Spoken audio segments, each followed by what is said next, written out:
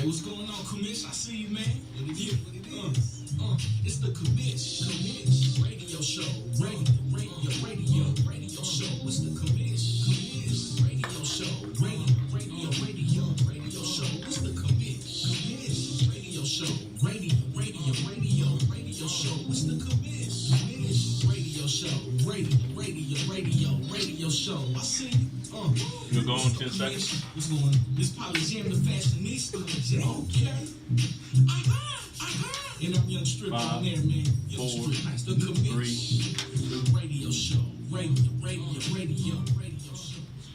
All right, this is the Commish Radio Show. As you've heard before, and you'll hear it again, we are doing the best that we know. We are the best radio show from Como to the Congo. That's right, Como, Texas to the Congo in Africa. And also in certain parts of Cleburne, Texas, we are doing pretty well there. We are excited that you are here.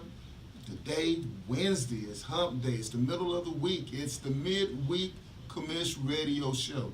You know, we'll be back on Saturday. We will be back on Saturday, in which we will have Miss Ruth Torres. She's running for Dallas City Council. She will be here. And we will have Janelle Gray. She's doing a social justice seminar in Addison, Texas. Yeah, that's right. That's my daughter, all the way from Bogota, Colombia. I can't spell it, say it like she says it, because she says it in a Spanish accent. But she will be here talking to us, and I guess in an Oak Cliff accent.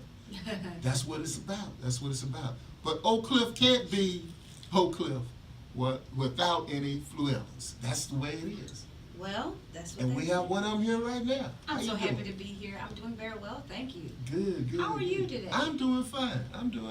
Well, you look like it. You look quite dapper. Well, thank you. I appreciate it. I dressed up for you. Oh man, that's exciting. Thank you. And look here. I've heard your name all my life, it seems like. Really? Yeah, that's true. I'm deeply honored that you're on the radio show. Man, thank you so much. I'm so glad to be here. As you know, I can't go to a beauty shop or a barber shop that often. So, you know, I'm understanding that we have a lot of people here that are listening in and tuning in because of the name itself. But I understand you're running for political office, is that right? In fact, I am. Well, tell us who you are. I'm Kaye Flewellen, and I'm running for Dallas City Council, District 4. District 4?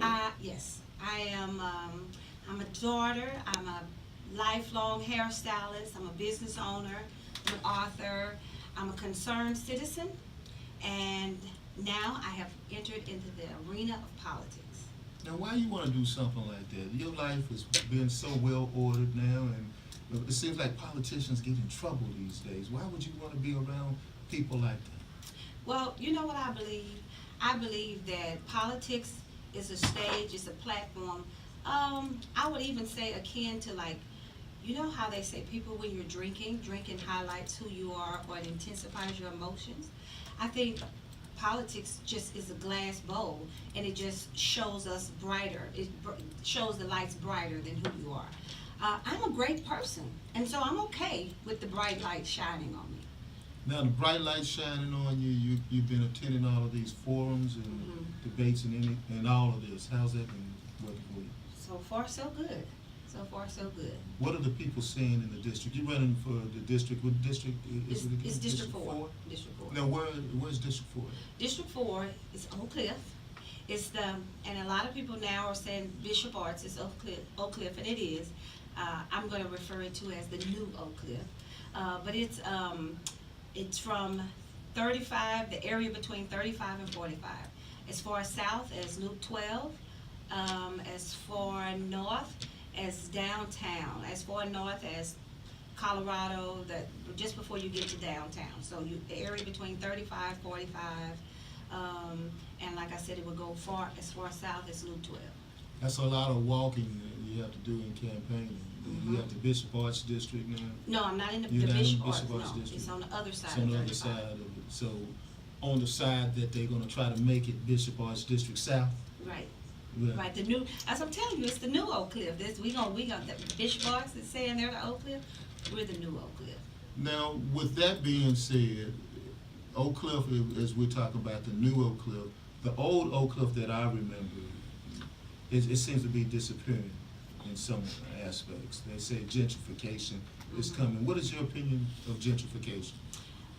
When I hear the word gentrification, I don't like the fact that a lot of people associate the word gentrification to be a bad thing. For me, the word gentrification means revitalization. And that's what we want. We want new energy, we want new blood. So gentrification to me says revitalization. That's a good point. Gentrification, that means you're renewing.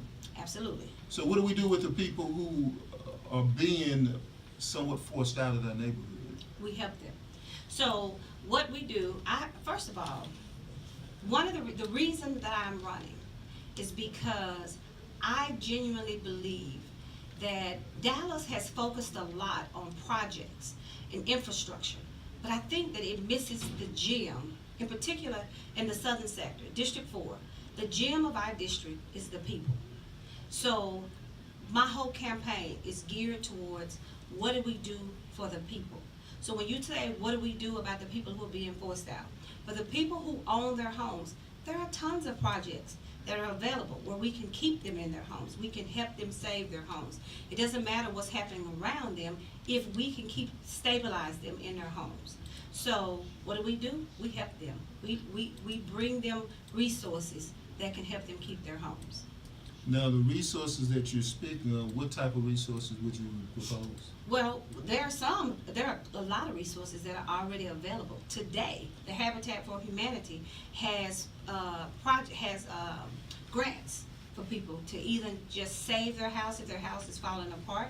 We're going to talk about ways that they can modify their home if that's something they want to do.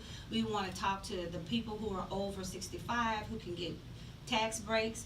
But those are some things that we can just do right off the bat. Now, I do have some other ideas to try to help them, and I have been already talking to a few outlets, trying to forge some relationships. That's one of my strengths, is forging new relationships.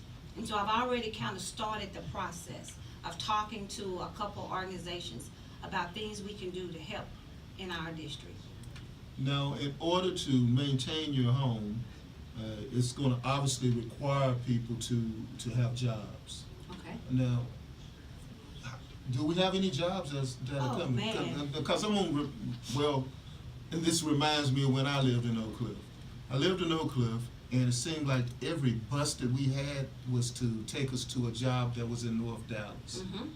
It seemed like all of the infrastructure was geared to North Dallas or downtown. Mm-hmm. Jobs. So Let's talk about that. there are jobs already that are available. So here's the first thing that I want to do. I want to stabilize the business community. I have a plan to just kind of, for the people who are already there, while I seek to attract new business, I want my first step. I say you deal with the low-lying fruit that are there. So my first step is to stabilize the small, or as some would call them, the micro businesses that are currently in District 4. Now, by doing that, I have a plan again, like I said, that can increase the revenue for the small business on average 20 to 25%. And I'm talking in a 3 to 6 month span. 3 to 6 months? 3 to 6 month span. I'm using a template that I've already used, tried, it's proven, it's been tested. I have used it, and I'm talking basic. I don't want to give all the details. Okay. But I have. Well, you said 3 to 6 months. It's like, wow. I have a Some plan. people can't even get cable in Oak Cliff in 3 to 6 months. So here's the thing. I believe that far too often we have had a lot of people who have come in, and I don't mean to insult or bash any of our previous leaders. I celebrate anybody who have served, who dares to serve. It takes a lot to choose to serve in our communities. But I just feel like I represent a new brand of leadership. So as a business owner, as a small business owner, I know the challenges and the struggles that I have faced. Okay, let's talk about those challenges, and then we'll go to a break, because we're coming up on the 15-minute break period. You've done real well in your business. In January, we will celebrate 50 years in the same location. 50 years in the same location. Where is that location? It's on the corner of Lancaster and Overton Road. 50 years. You've seen a lot. 50 Your years. family's seen a lot in 50 years. 50 years, yes, we have, and we've been blessed. My mother, the matriarch, started the business. And tell us And about the business. It's a hair salon. So, the story that I like to tell is my mom picked cotton. And after picking cotton, she was inspired by a hairstylist. And she was from Dallas? My mother's from Winsboro, Louisiana. Okay. She picked cotton. She was inspired to do hair, so she moved to Dallas for an opportunity to do hair. She went to Madam C.J. Walker Beauty School. She saved money. She worked private duty homes until she was able to get enough money. She and my father. My mother bought the property that I now have now. My mother bought that property. She founded that salon. And literally 3 months later, my father passed away. So my mom then became a single mother of 5 children with no husband. She had no husband. And so she said, while she was still developing her business strategy of sorts, she was also planning a funeral. And so it was during that challenging time, my mother said that it was the community around her that really strengthened her and gave her the fortitude for her business. So in turn, she decided that the motto for her business would be, building community builds business.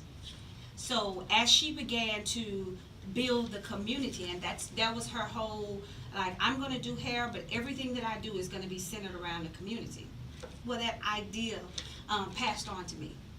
And so we have worked in the community since we have been,